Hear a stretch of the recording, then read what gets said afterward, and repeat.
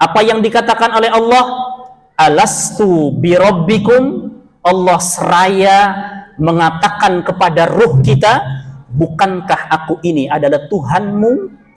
Maka ruh kita menjawab, qalu bala. Ya, wahai Tuhanku, Engkau adalah Tuhan kami. Maka inilah MOU antara kita sebagai anak cucu Adam yang sudah berikrar langsung dengan Allah Subhanahu wa taala. Assalamualaikum warahmatullahi wabarakatuh.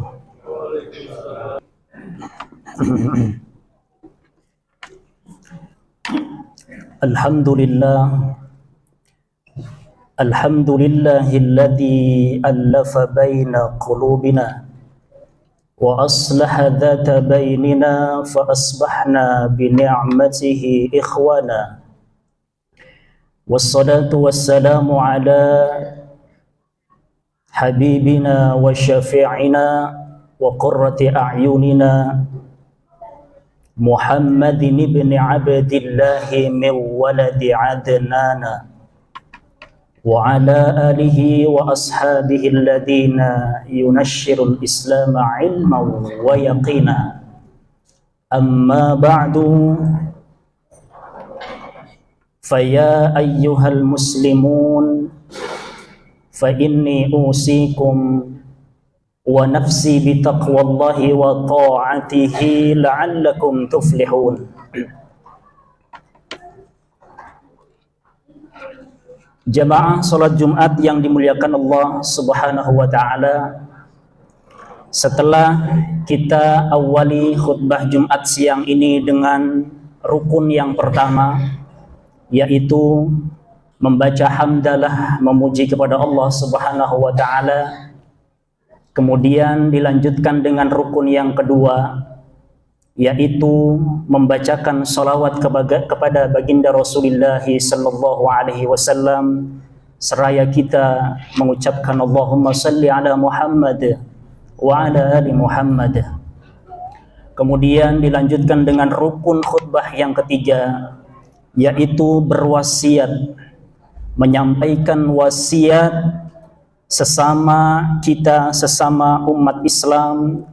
Terlebih wasiat yang paling penting adalah tentang keimanan dan ketakwaan kita kepada Allah Subhanahu wa taala.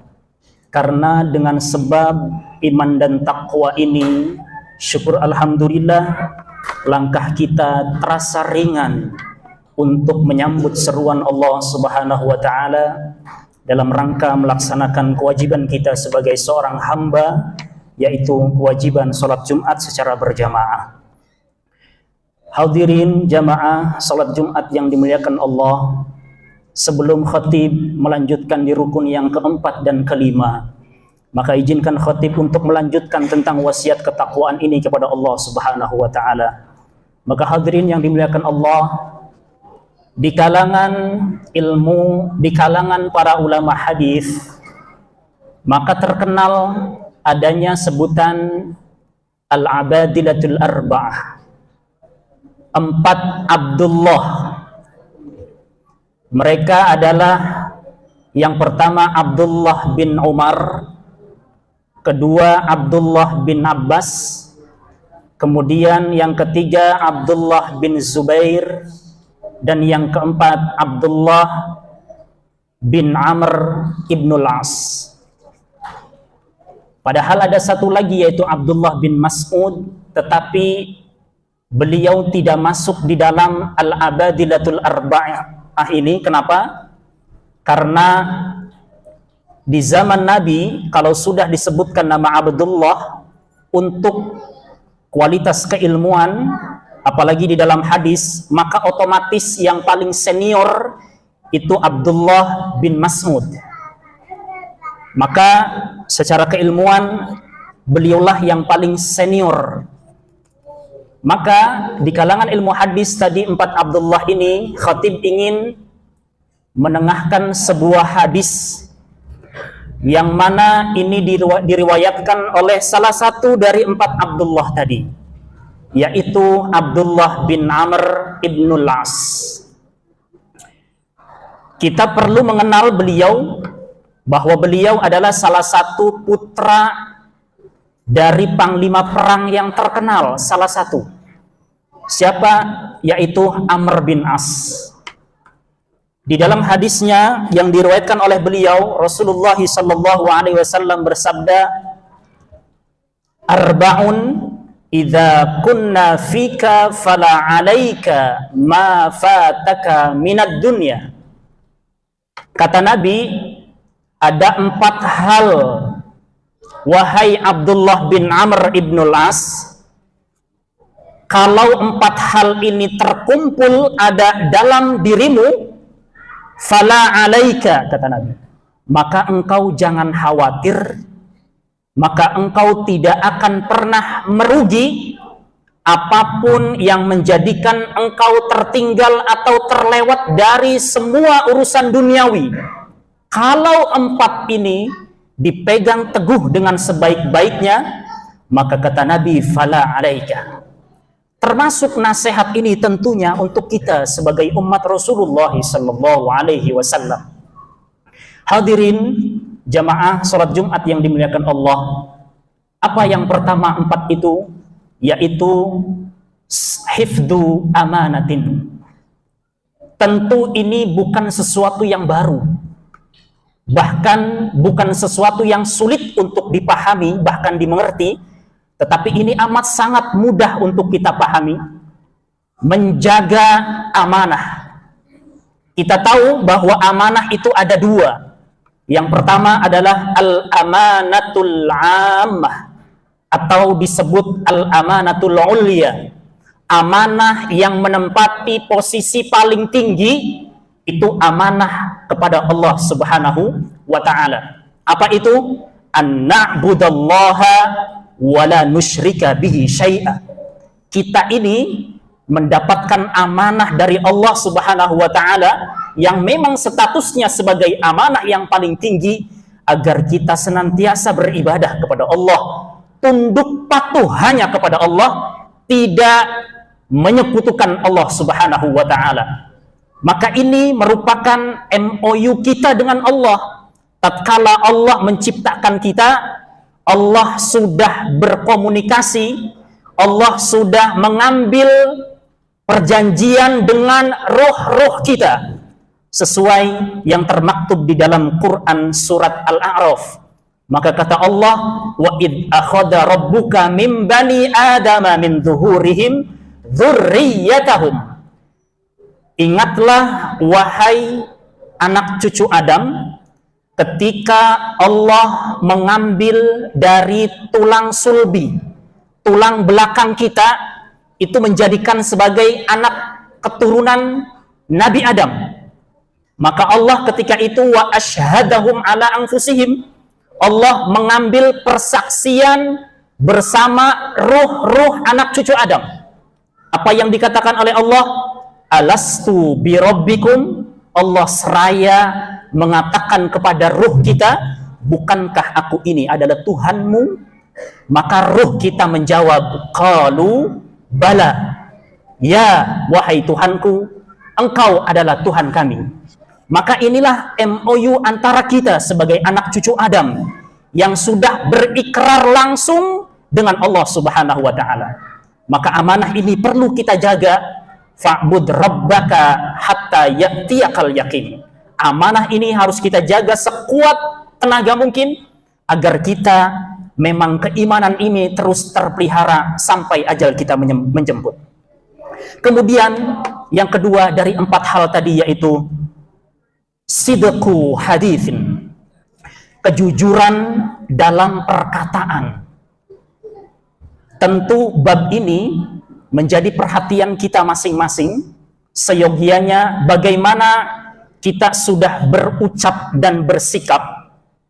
Kejujuran itu ada 3. Baik itu kejujuran secara ucapan, kejujuran kita dalam hati, dan kejujuran kita dalam perbuatan. Sejauh mana 3 hal ini selaras, semuanya jujur kepada Allah Subhanahu wa ta'ala. Karena memang di dalam Quran surat Al-Ahzab ayat 70 pun Allah mengatakan, Ya ayyuhalladzina amanu taqullah wa qulu qawlan sadida. Wahai orang-orang yang beriman, bertakwalah kepada Allah dan berkatalah dengan baik, jujur. Apa efeknya dengan qaulan sadida ini? Maka Allah melanjutkan di dalam ayat yang selanjutnya, yuslih lakum a'malakum wa yaghfir lakum dzunubakum. Tatkala kita jujur dengan ucapan kita, maka Allah akan memperbaiki amal-amal kita. Dan lebih dari itu, Allah akan mengampuni dosa-dosa kita. Hadirin yang dimuliakan Allah Subhanahu wa ta'ala, maka ini yang kedua dari 4 hal itu. Kalau ini kita jaga, apapun kerugian yang di dunia ini tidak ada apa-apanya. Kemudian yang ketiga yaitu husnu khaliqatin. Berperilaku atau kita berakhlak karimah. Bagaimana pesan Rasulullah sallallahu alaihi wasallam kepada Abu Dzar Al-Ghifari. Kata Rasulullah sallallahu alaihi wasallam, ittaqillaha haitsuma kunta wa atbi'is sayyi'atal hasanata tamhuha wa khaliqin nas bihulukin hasanin. Yang ketiga ini yaitu akhlak yang baik kita kepada Allah dimanapun berada. Maka bagaimana kita berinteraksi sosial dengan sesama hamba Allah, maka ini pun perlu diperhatikan oleh kita. Bagaimana kita dituntut untuk berperilaku baik kepada orang lain, kepada keluarga kita, kepada atasan kita, kepada bawahan kita. Ini merupakan bagian dari pesan penting dari Nabi Muhammad sallallahu alaihi wasallam. Karena ketika kita menjaga pesan penting ini dari Nabi, maka kata Nabi, selamat dunia dan akhirat kita akan ditolong oleh Allah Subhanahu wa ta'ala. Kemudian yang terakhir adalah bagaimana kita menjaga yang keempat ini merupakan hal yang sifatnya khusus untuk kita pribadi, yaitu iffatun fi ta'mah, tentang makan. Menjaga apa yang masuk ke dalam perut kita. Maka Nabi Muhammad SAW pernah menyampaikan, kebanyakan orang yang masuk neraka itu karena 2 hal. Yang pertama itu karena perut, 3 hal. Yang pertama karena lisan, kedua karena perut, dan yang ketiga karena farj, kemaluan kita. Salah satu dari itu perut. Maka pola makan ini tentu penting, yang mana ternyata menyebabkan bagaimana kita berakhir nanti kelak di akhir kiamat. Akankah kita memasuki surganya Allah Subhanahu wa ta'ala, atau justru kita terjerumus di dalam api neraka?